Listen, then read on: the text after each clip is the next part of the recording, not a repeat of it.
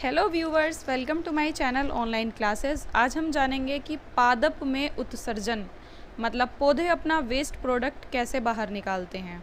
ये बहुत ही कम लोग जानते हैं कि पौधे भी अपना वेस्ट प्रोडक्ट बाहर निकालते हैं। यहाँ वेस्ट प्रोडक्ट से मतलब है जैसे कि जानवर और इंसान पोटी करते हैं, उत्सर्जन करते हैं, वो भी तो उनका वेस्ट प्रोडक्ट ही होता है। वैसे ही पौधे भी अपना वेस्ट प्रोडक्ट बाहर निकालते हैं। अब यहाँ हम इसको पॉटी नहीं कह सकते, पर हाँ वेस्ट प्रोडक्ट ज़रूर कह सकते हैं, क्योंकि वो उनके किसी काम का नहीं होता और वो उसको बाहर निकाल देते हैं। तो हम बात करते हैं कि वो आखिर ऐसा करते कैसे हैं।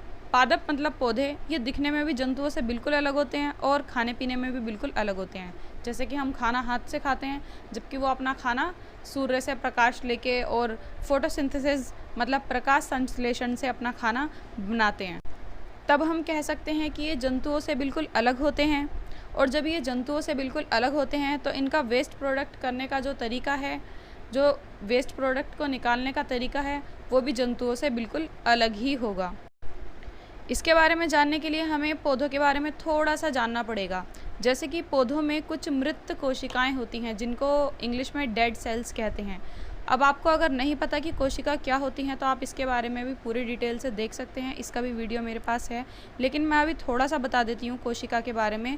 जैसे कि एक बिल्डिंग ईंटों से बनी हुई होती है, छोटी छोटी ईंटों से मिलकर एक पूरी बिल्डिंग तैयार हो जाती है। वैसे ही छोटी छोटी कोशिकाओं से मिलकर हमारी पूरी बॉडी तैयार होती है, और वैसे ही छोटी छोटी कोशिकाओं से मिलकर पूरा पौधा तैयार हो जाता है। हर चीज़ कोशिकाओं से मिलकर ही बनी हुई होती है। जितने भी जीव जंतु हैं सब कोशिकाओं से मिलकर बने होते हैं।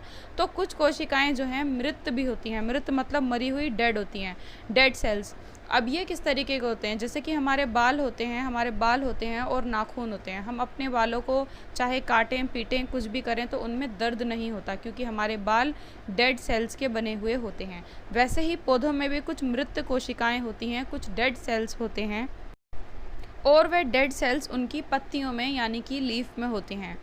तो वह क्या करती हैं कि अपनी कुछ पत्तियों को उन मृत कोशिकाओं की वजह से, उन डेड सेल्स की वजह से वह अपनी पत्तियों को नुकसान पहुंचा देती हैं, और वो पत्तियां मर जाती हैं, सूख जाती हैं, और फिर वो पत्तियां सूखने के बाद पौधे से गिर जाती हैं।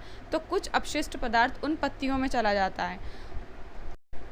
और जब वह फोटोसिंथेसिस मतलब प्रकाश संश्लेषण की मदद से अपना खाना बना रही होती हैं, जब पौधे अपना खाना बना रहे होते हैं, वह सूरज से अपना प्रकाश लेते हैं, ज़मीन से पानी लेते हैं, तो वह एक्स्ट्रा पानी लेकर जब सूर्य की किरणें पानी पर पड़ती हैं तो हमेशा पानी भाप बनकर उड़ जाता है। तो वैसे ही जब वहाँ से पानी भाप बनकर उड़ता है तो उसी पानी में वह अपना अपशिष्ट पदार्थ मिला देती हैं, और वह अपशिष्ट पदार्थ भी भाप बनकर उड़ जाता है।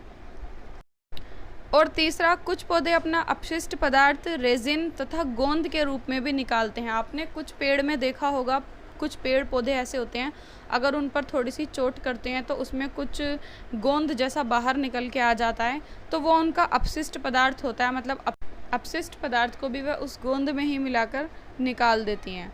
और पौधे भी कुछ अपशिष्ट पदार्थों को अपने आसपास की मिट्टी में उत्सर्जित कर देते हैं। जो पौधे होते हैं उनके आसपास जो मिट्टी होती है, कुछ अपशिष्ट पदार्थ वो उसमें ही निकाल देते हैं और वो वहीं पे ही मिल जाता है। अब आप अपनी तरह मत सोचिएगा कि पौधे भी अपना वेस्ट प्रोडक्ट जितना भी होता है आप ही की तरह एक ही जगह से करेंगे।